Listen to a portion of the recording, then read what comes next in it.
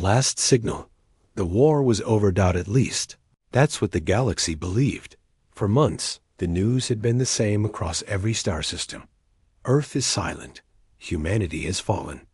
The great alien alliance, the Zareks, Dravans, and Kolari had claimed total victory. Their flags now flew on Earth's ruined colonies, and their soldiers marched through burned-out human cities. On the far edge of a cold moon, Commander Tarek of the Kolari Empire stared at a broken satellite dish. His ship had landed here to check for any remaining human tech signals. His scanners had picked up something strange, a weak, repeating code. At first, he thought it was a malfunction, but the signal kept going. Same words, same rhythm. Over and over. He stepped closer to the rusted relay tower, wiping dust from a cracked control panel. His second-in-command, Varel, stood behind him. "Is it really a human signal?" she asked. TA. Our EK nodded slowly. Old Terran code, military, but it shouldn't exist. This system was cleared 2 months ago. Varel looked around. The area was lifeless. Cold wind swept across the rocks. No plants, no buildings. Just metal wreckage from the war. Tare. K activated his scanner again. The signal grew louder. Then, without warning, the old screen on the relay flashed to life. Static burst through the speakers. A voice distorted, but human spoke only 3 words. "We're still here." Then silence. Tarek and Varel exchanged a look. The screen went black. The signal stopped. She swallowed hard. "Is this a trap?" Tarek didn't answer. He turned toward his ship. "Send this to High Command. Immediately." Across the stars, in the central capital of the Alliance, great celebrations had begun. Alien leaders laughed, drank, and praised each other for the end of the human threat. Statues were built in honor of their generals. Holograms showed the final battle over Earth, where humans were pushed back and vanished into their burning. Cities. Crowds filled the cities of Zarek Prime. Fireworks exploded in the sky. A broadcast played across giant screens. Peace is here. The war is done. Earth is no more. But far above that peaceful sky, something had entered orbit. Dozens of small, dark shapes hovered just beyond detection. They were not broadcasting any signal. They made no sound. But they were there. Waiting. On the cold moon, Tarek sat in his command chair, reviewing the last seconds of the human message. His officer returned from the comms room. "Commander, High Command thinks it was a recorded loop." They said to ignore it. Tarek's eyes narrowed. "They're wrong. That message wasn't recorded. It was live." "How can you be sure?" Varel asked. He tapped the screen. "Because it changed the last time. Did you notice it?" She frowned. "What do you mean?" "The original loop said, 'We're coming.'" He paused. "But this one said, 'We're still here.' That means something was listening." A quiet alarm beeped on the console. Tarek leaned in. "What now?" "Unidentified objects in orbit," the officer replied. "No signal. Just falling. Hundreds of them. Falling?" Varel echoed. The screen showed a 3D view of the moon sky. Small glowing dots were moving fast. Very fast. Straight toward the surface. "They're not ships," the officer said, voice shaking. "They're drop pods." The first pod slammed into the rocky plain nearby. A blast of dust flew into the air. The ground shook. A second pod hit a moment later, then a third. Tarek stood up fast. "Defensive positions, now!" His soldiers scrambled. They had never seen human drop pods before, not like this. The old human tactics were messy, loud. These were silent, cold, precise. The pods didn't open. They hissed. Steam rose from small vents. One soldier stepped closer. "Should we try to scan?" Suddenly, the pod cracked open. A blur of movement jumped out. It was a human, clad in black armor, glowing with red lines. His helmet was smooth, with no visible eyes. He raised his weapon and fired. The soldier dropped. Instantly, the other pods opened. One by one, human soldiers stepped out, calm and fast, like shadows from a nightmare. Torek shouted, "Retreat! We're under attack." But it was too late. The humans had returned, and they had not come to talk. Asterisk false peace. The stars looked calm. On the planet Verus Prime, one of the richest alien cities in the galaxy, fireworks painted the night sky. Tall towers lit up in bright colors. Music played. Crowds danced in the streets. The people believed the war was over. A huge screen floated above the city square, broadcasting a message from the Grand Commander of the Alliance. "Our enemies are gone," he declared. "Earth is finished. Humanity is no more." The crowd cheered. Children waved little flags. Soldiers smiled and toasted drinks. For the first time in years, there was no fear. But far above Verus Prime, in the quiet dark of space, something was entering orbit. No one saw it. No radar caught it. No warning sounded. On a small military outpost near the edge of the city, Officer Relin sat at his scanner station. He yawned, bored by his night shift. He leaned back in his chair, watching the celebration lights through the window. Then the scanner beeped. Soft. At first. Then faster. He frowned and sat up. "What is that?" The screen showed thousands of small objects, high in the atmosphere. Moving fast, too fast. He zoomed in. No ID. No comms. No engine signal. Just metal. Falling. His eyes widened. That's impossible. He hit the red alert button. In the city, alarms screamed through the music. Sirens howled. The sky turned red. People looked up. And saw them. Metal pods. Falling like fire. They weren't ships. They had no wings. No lights. Just sleek, dark capsules like bullets sent from the heavens. Some hit buildings. Others smashed into parks, roads, and military stations. Each impact shook the ground. Each blast sent people running. Then came the silence. The pods just sat there. Still. Waiting. General Corrine of the Draven race stood frozen in his command room. He stared at the screen. Hundreds of impacts. No warning. No messages. No demands. He whispered, "Is it the humans?" A tech officer replied, pale-faced, "They're Terran pods, sir. Advanced models. This design. We've never seen before."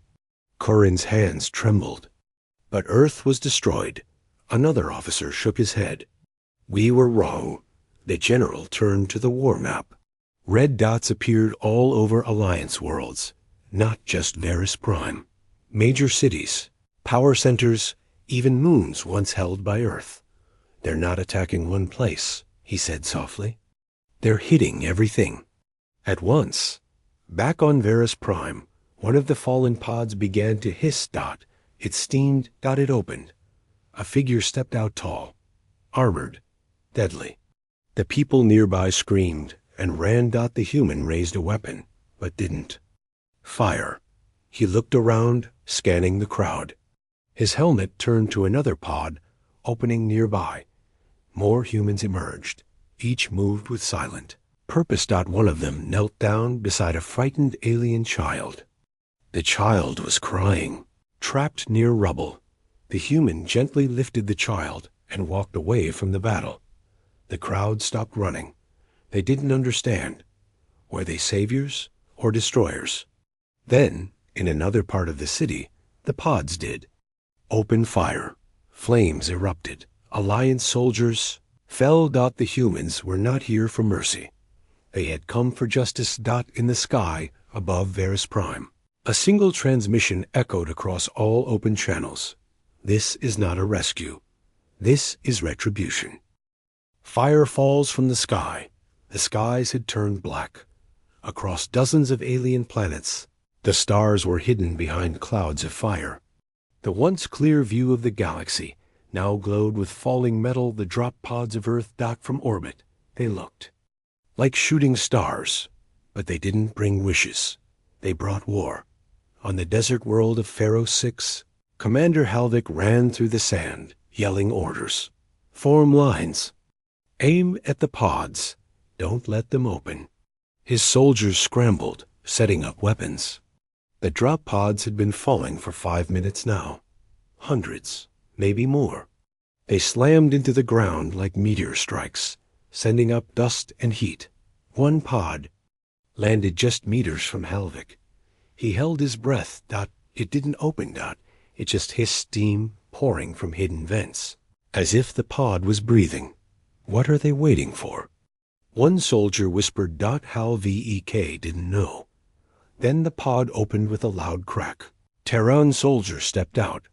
The human's armor was black and heavy, marked with a burning red symbol of Earth.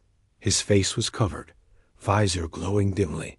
In his hands, he held a weapon no one recognized. He didn't speak. He just moved fast. Too fast. The first shot burned through 2 soldiers. The human didn't stop. He turned, shot again, dropped another enemy, and vanished into the dust. Panic exploded among the alien troops. They're faster than before. One shouted. They're smarter now. Another cried. Halvik fired at a nearby pod before it could open. The blast hit, shaking the shell, but the pod still opened. Inside stood a woman, human. Her armor was scarred. She looked straight at him and stepped out calmly, as if walking through a park. Halvik froze. The human raised her hand. He didn't even feel the shot. On the world of Deltavarn, the capital city was in ruins within an hour. The pods had fallen into police stations, military bases, and even government buildings.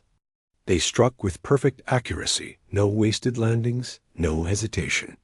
Alliance generals watching the battlefields were speechless. How can they be everywhere? One asked. There are too many. Another said. Where did Earth even build this army? An older commander stared at the map. Red lights were spreading like fire. He whispered, they didn't build it. They hid it. Above in orbit, a hidden Terran command ship watched it all. Captain Mira stood with her hands behind her back. Her eyes followed the red blinking screens, showing every world Earth had just struck. A young officer spoke beside her. Operation Ashfall is successful. Drop pods have landed on 73 planets. Resistance is minimal. Captain Mira nodded once. Good. Continue deployment. Tell every squad. She paused. Leave no doubt. They must remember what we are. On the icy moon of Yarnis, a single alien soldier escaped the burning fields and ran to his commander's base. His uniform was torn. His voice shook. They fell from the sky like fire, he said, and nothing stopped them. The commander laughed. You're exaggerating. No army can do this. The soldier looked up, terrified. It wasn't an army. It was punishment. On every planet, the same message followed the drop pods. No voice. No name. Just one line of text, printed on every burning wall, burned into every screen. You thought it was over. We just arrived. The Earthborn. The battlefield was silent. Ash floated through the air like snow. The city of Trenic 4 had fallen within an hour. Towers burned. Streets cracked. Alien tanks sat twisted and empty. In the center stood 5 human warriors. They didn't move much. They didn't need to. These were not ordinary soldiers. They were Earthborn humans trained in complete isolation, raised in the worst places Earth had to offer, hardened by the very planet others feared. They had no ranks. They had no mercy. They were built for one thing, to finish what others couldn't. Inside a broken alien bunker nearby, Commander Vizel watched from a hidden camera feed. He couldn't believe what he was seeing. His troops' 2 full battalions had vanished. The Earthborn hadn't used airstrikes, tanks, or even drones. They walked in with only personal armor and handheld weapons. And everything had fallen. How? He whispered. How do you fight death when it wears a face? A young soldier beside him trembled. They didn't speak, sir. Not once. They just moved like they already knew the ending. Outside, 1. Earthborn Warrior Unit 7 looked at the sky as more drop pods fell in the distance. He touched his helmet once. The others nodded. They moved together. No words. No delay. In a nearby alley, a group of alien survivors watched, hiding behind rubble. Among them was a young alien woman, injured but alive. She whispered, "Are they machines?" An old man beside her shook his head. "No, they're human. That's worse." On Zephyr Base, the Alliance Council gathered in emergency session. Panicked. Voices filled the chamber. "We've lost 6 planets. Entire armies wiped out by small squads. They're not normal humans anymore." The screen showed Earthborn units fighting across different worlds. One Earthborn punched through a wall with bare hands. Another outran a combat drone. A third lifted an armored vehicle to shield civilians before throwing it into enemy fire. Council leader stood and shouted, "How did we miss this? Where did they come from?" No one answered. Then a message appeared on the central display sent from a captured Terran pod. "You called Earth a death world. You forgot what death really means." Back on Tronic 4, Commander Vizel tried to escape through the tunnels. He crawled through dust and fire, desperate to reach his evac. Point. Suddenly, a voice echoed through the tunnel calm. "Steady, human. Running makes it worse." Vizel froze. He turned slowly. One of the Earthborn stood behind him, armor glowing faintly red in the dark. Vizel fell to his knees. "Please, we surrender. I didn't kill anyone. I just followed orders." The Earthborn tilted his head. "Slightly. That's the difference," the human said. "We don't follow orders anymore." He raised his weapon. And fired. Above the burning world. The Terran command ship moved through the clouds in silence. Captain Mira watched the screen. A nearby officer spoke. "The Earthborn squads are 94% successful. No losses reported." Myra gave a rare, cold smile. "Send them the next targets. Let the galaxy know." She stepped forward. Earth did not lose. Earth waited. On every battlefield, the same graffiti appeared. No one saw who painted it. No human claimed it. But it spread like fire. Born of Earth, raised by fire, feared by stars. Asterisk underground resistance. Beneath, the shattered surface of Veltra Prime. Deep tunnels stretched like veins into the ground. Long ago, these bunkers were built to survive any attack, even planetary bombardment. Now, they were full of fear.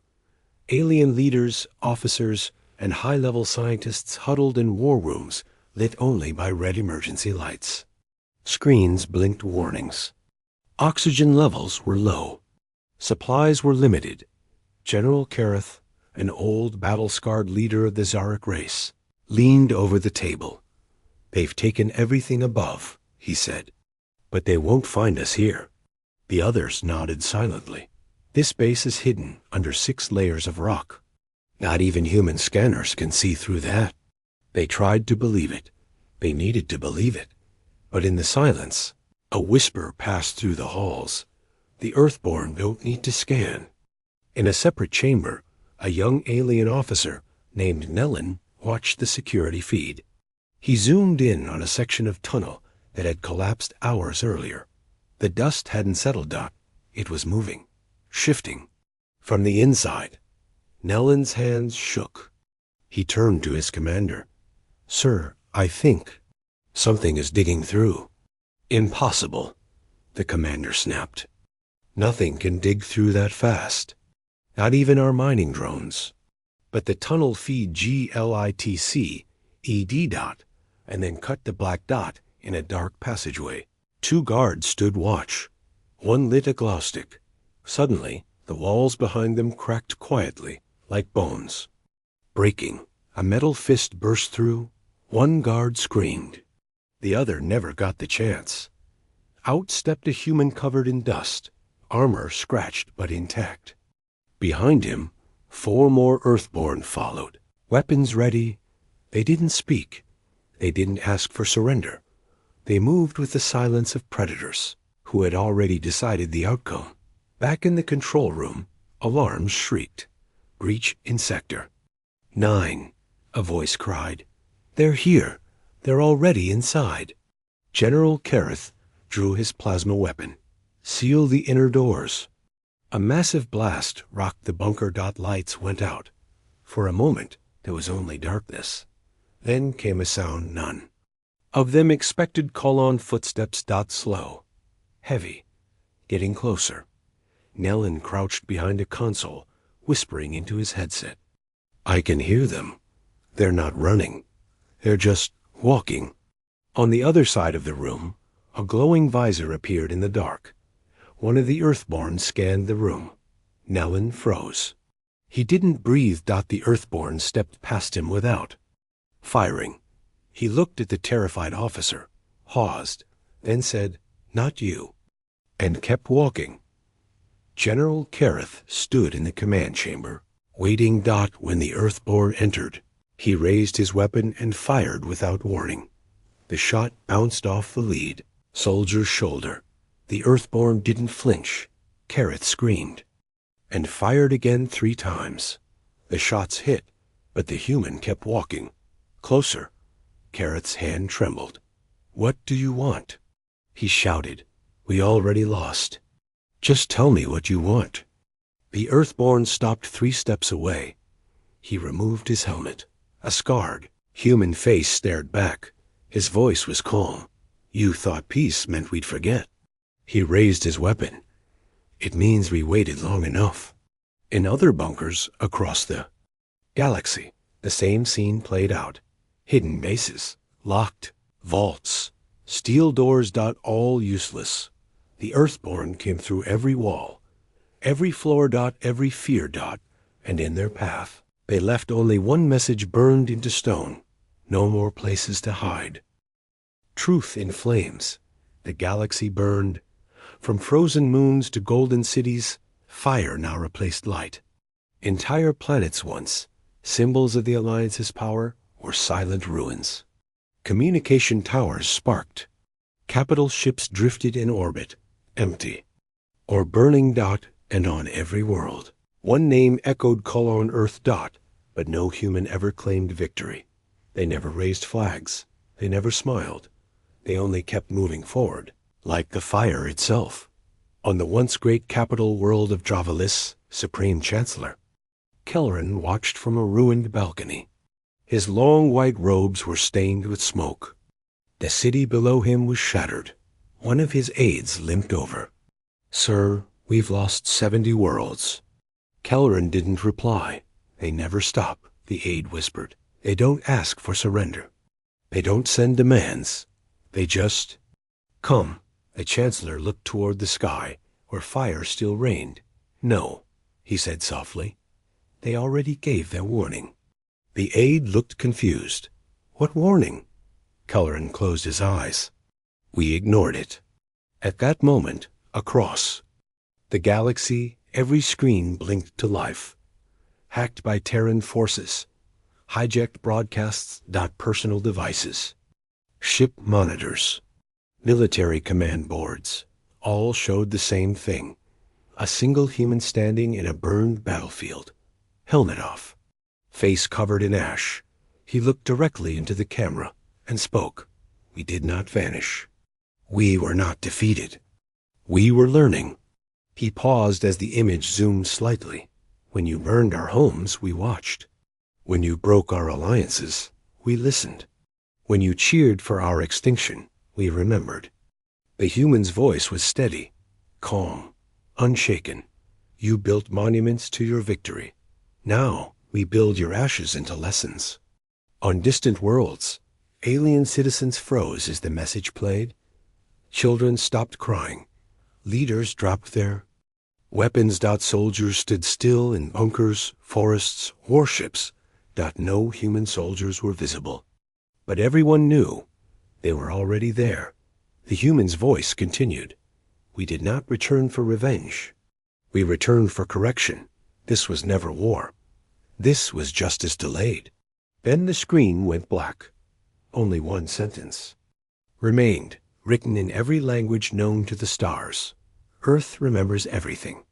Inside an Alliance command center on Zyrax Prime, General Olvek collapsed into his chair. His eyes were empty.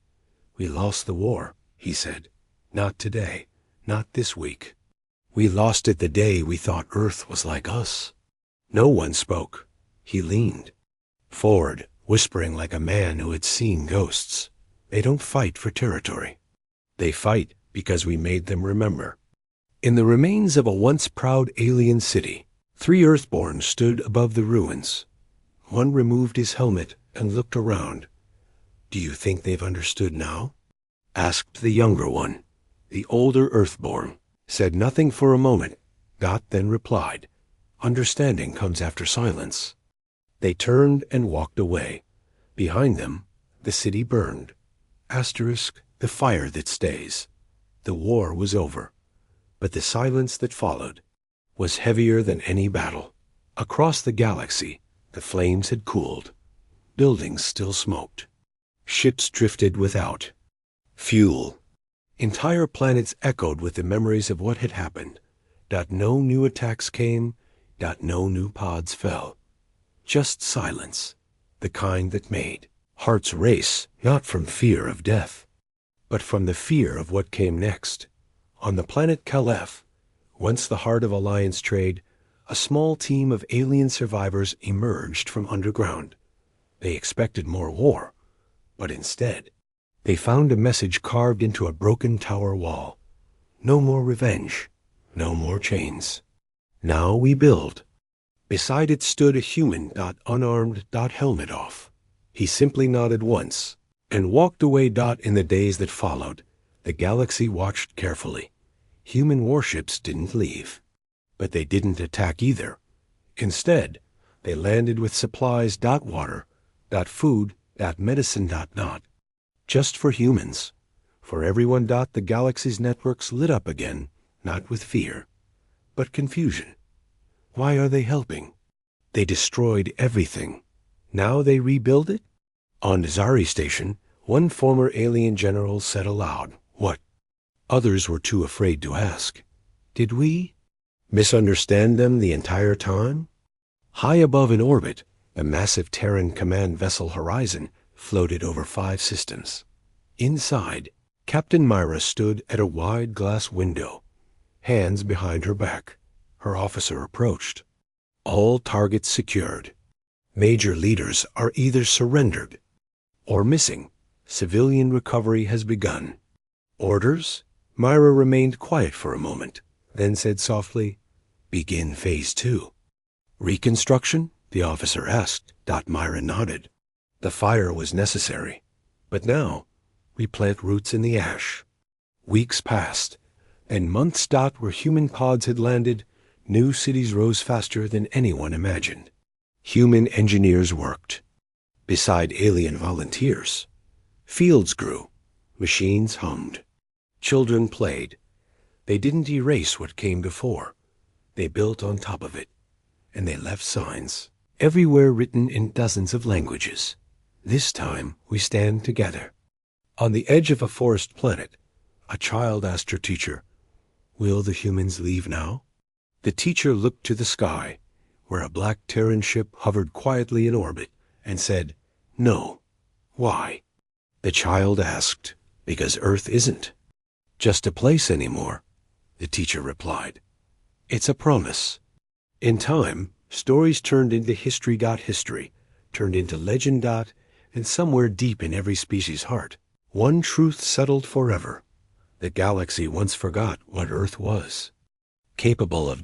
But now, they never would again, because humans may fall like fire, but they stay like stone.